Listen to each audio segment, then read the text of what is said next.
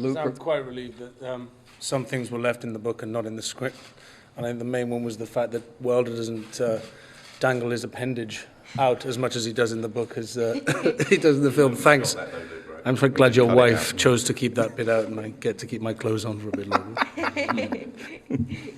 It's heavy loins, though. I like the description. Heavy loins, yeah. Luke, you want to chime in on how you prepared? And you talked a Yes. bit last night about one of the most difficult scenes that you had. Yeah. I mean, to answer your question, when I first read the script, there was one person that jumped out, a real person that jumped out of my head that reminded me of Wilder, and that was Oliver Reed.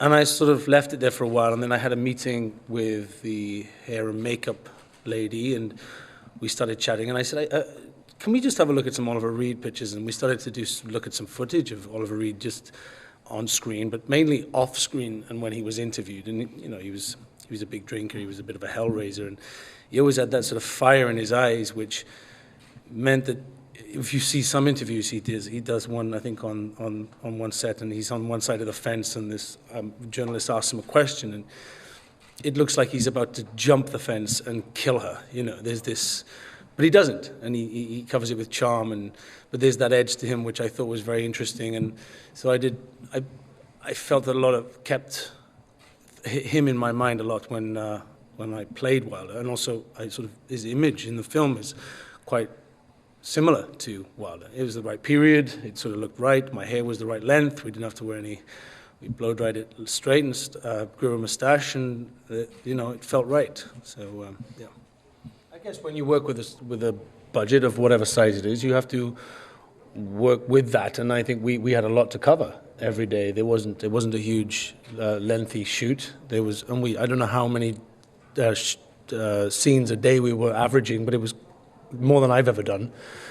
But it's nice to work like that. If you work on a big film, you know, sometimes you can spend days on one scene. To work that fast, and sometimes the spontaneity of.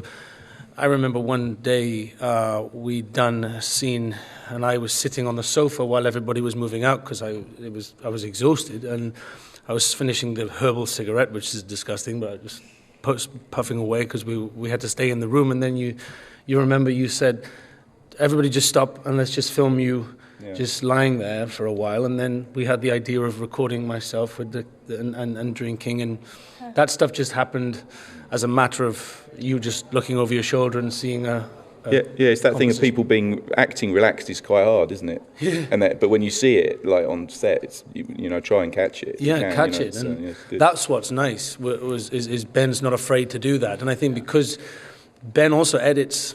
It's funny talking.